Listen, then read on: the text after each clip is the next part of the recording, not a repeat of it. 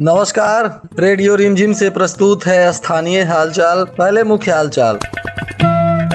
चुनाव को लेकर डीएम ने की बैठक और नेहरू युवा केंद्र के सांस्कृतिक कार्यक्रम का हुआ उद्घाटन।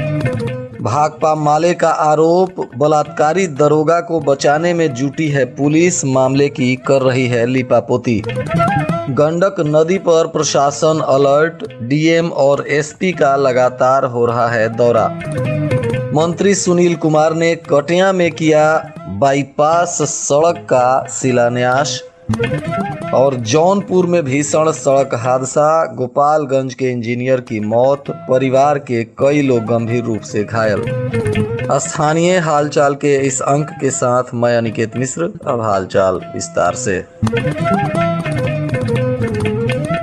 गोपालगंज 101 विधानसभा में होने वाले उपचुनाव को लेकर जिलाधिकारी ने आज समीक्षा बैठक की। इस दौरान सहायक नोडल पदाधिकारी तथा सभी कोषांग के पदाधिकारियों के साथ बैठक कर चल रही तैयारियों का जायजा लिया और आवश्यक दिशा निर्देश दिए। जिलाधिकारी ने कहा कि सभी तैयारियां समय से पहले हर हाल में कर ली जाए। जिलाधिकारी ने कहा कि सभी प्रकार की व्यवस्था, wifi, telephone, mobile, SIM card इत्यादि आवश्यक सभी अन्य जरूरतों को ही पहले से ही तैयार कर लेना है। साथ ही वाहन कोषांग सामग्री को लेकर भी स्थल आवास की व्यवस्था, स्ट्रांग रूम, डिस्पैच स्थल, रिसीविंग इत्यादि सभी चीजों की समीक्षा करते हुए उन्होंने पदाधिकारियों को निर्देश दिया।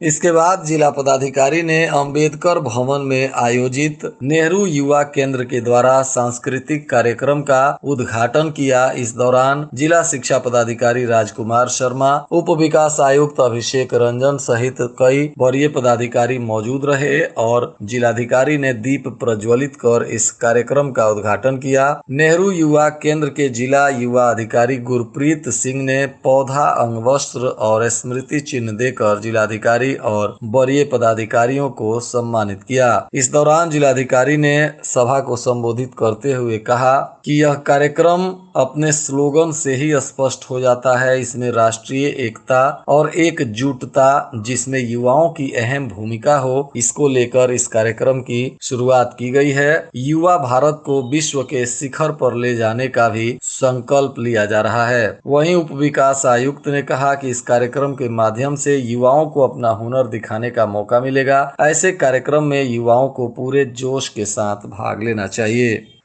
गंडक नदी में बढ़ते हुए जलस्तर को लेकर जिला प्रशासन काफी सक्रियता से काम कर रहा है। जिलाधिकारी डॉक्टर नवल किशोर चौधरी ने शुक्रवार की रात में भी पुलिस अधीक्षक के साथ स्वयं क्षेत्र का दौरा किया, तो वहीं शनिवार के दिन में भी जिलाधिकारी और पुलिस अधीक्षक ने कई गांव क्षेत्रों का दौरा करते हुए स्थिति का जायजा लिया। इस दौरान जिलाधिकारी ने बताया कि 24 घंटे बांध की निगरानी की जा रही है, वरीय पदाधिकारियों को तैनात किया गया है और हर हाल में बांध को सुरक्षित रखने के लिए जिला प्रशासन काम कर रहा है। वहीं जिलाधिकारी ने बताया कि जो 4 लाख से ज्यादा क्यूसेक पानी वाल्मीकि नगर से छोड़ा गया था, वह अब गंडक नदी के रास्ते गोपालगंज के क्षेत्र से पास कर रहा है, जिसके वजह से अब धीरे धीरे गंडक नदी में जलस्तर का गिराव भी होना शुरू हो जाएगा। उन्होंने बताया कि स्थिति अभी नियंत्रण में है, घबराने की आवश्यकता नहीं है, सभी लोग अलर्ट रहें। जिला प्रशासन हर कदम पर लोगों के सहयोग के लिए तैयार खड़ा है।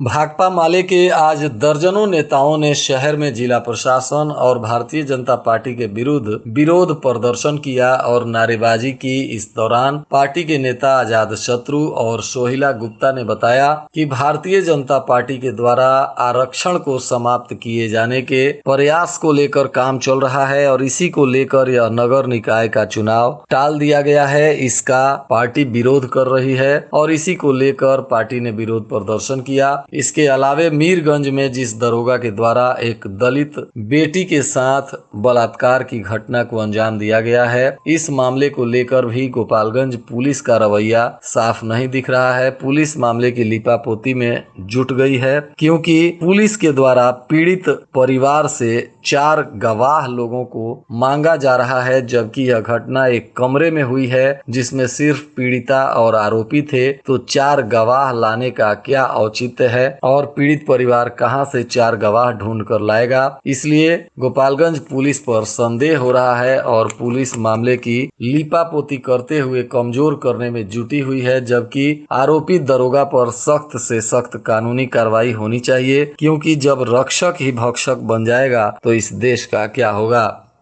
बिहार सरकार के निबंधन एवं मद्य निषेध मंत्री सुनील कुमार ने शुक्रवार को कटिया बाईपास सड़क का शिलान्यास किया। इस अवसर पर पार्टी के कई वरिष्ठ नेता और कार्यकर्ता मौजूद रहे। इस शिलान्यास के बाद बताया गया कि बाईपास सड़क विगत 10 वर्ष से भी ज्यादा वक्तों से काफी खराब था और लोगों को भारी कठिनाइयों का सामना करना पड़ता था। साथ ही जाम की समस्या से भी कटिया क्षेत्र में लोगों को गुजरना पड़ रहा था, परंतु इस सड़क के निर्माण हो जाने से लोगों को जाम से भी मुक्ति मिलेगी और आवागमन में लोगों को काफी सुविधा होगी।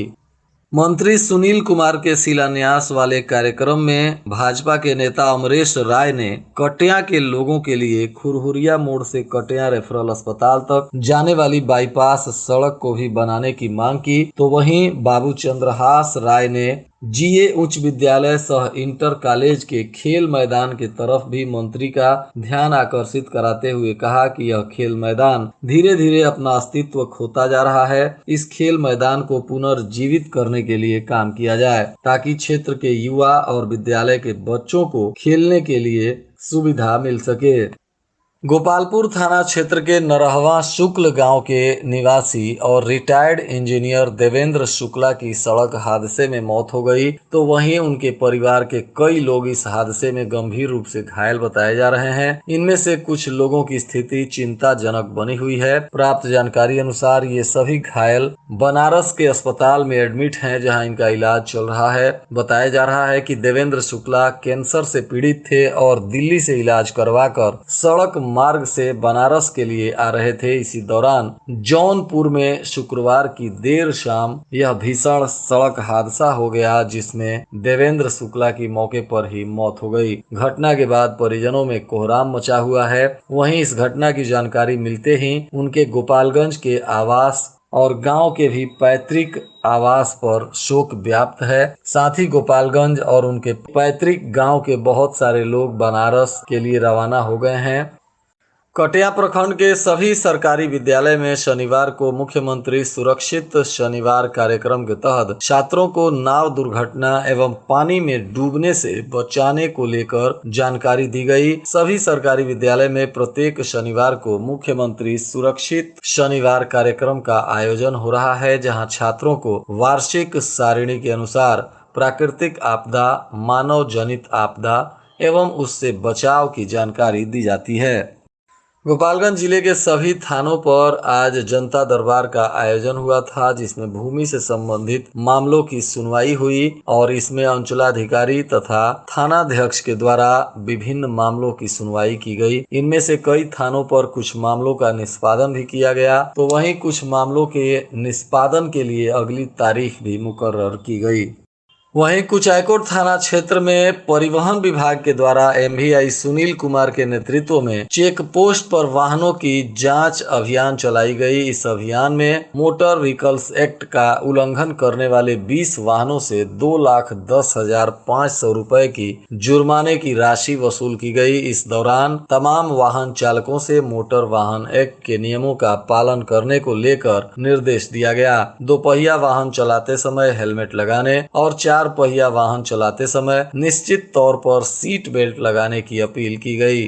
एमवीआई सुनील कुमार ने बताया कि परिवहन विभाग के निर्देश पर लगातार वाहन जांच अभियान और लोगों के बीच नियमों के पालन को लेकर जागरूकता अभियान चलाया जा रहा है।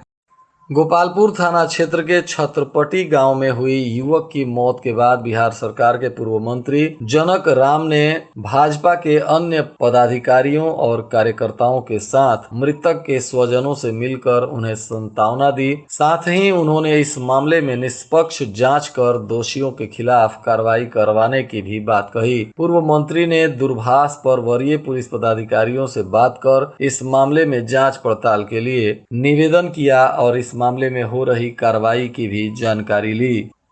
वहीं बरौली थाना क्षेत्र के रामपुर बघेजी गांव में संदिग्ध स्थिति में एक युवक की मौत से पूरे क्षेत्र में सनसनी फैल गई। युवक के कमरे से ही शव बरामद हुआ है। वहीं कुछ लोगों ने जहर खाकर मरने की आशंका जताई है। फिलहाल पुलिस ने शव को कब्जे में लेकर पोस्टमार्टम कराने के बाद जांच पड़ताल शुरू कर दिया है। वहीं इस मामले को लेकर थानाध्यक्ष राजेश कुमार ने बताया कि इस मामले में 6 लोगों को नामजद आरोपी बनाते हुए प्राथमिकी दर्ज की गई है और इसमें पूर्वी चंपारण के रहने वाले महादेव सहनी नाम के एक आरोपी को गिरफ्तार भी कर लिया गया है। बाकी लोगों के गिरफ्तारी के लिए पुलिस अभियान चला रही है।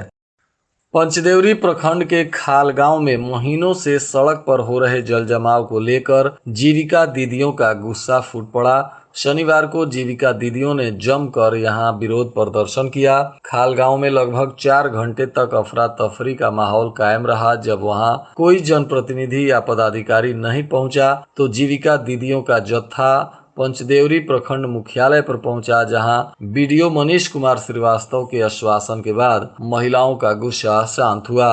इस जल जमाव को खत्म करने के लिए और सड़क का निर्माण करवाने के लिए महिलाओं ने मांग किया।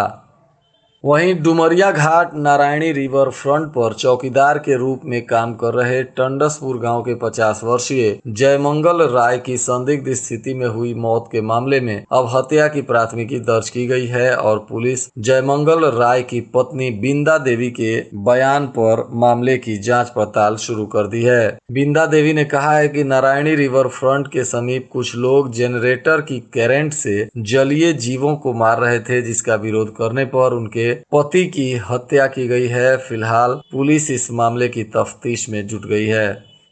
सिधवलिया प्रखंड मुख्यालय पर 2 दिवसीय दशहरा मेला शुक्रवार से शुरू हो गया।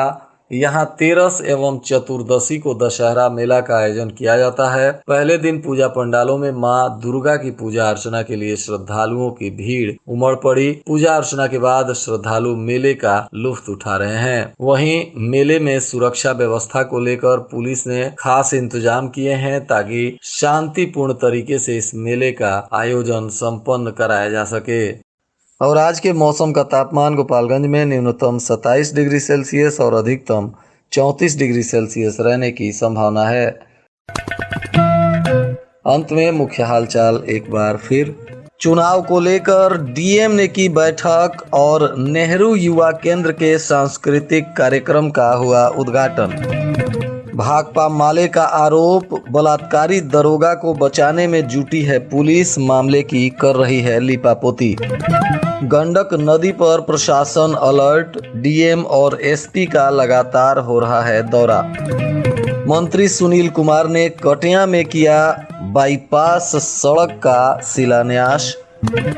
और जौनपुर में भीषण सड़क हादसा, गोपालगंज के इंजीनियर की मौत, परिवार के कई लोग गंभीर रूप से घायल।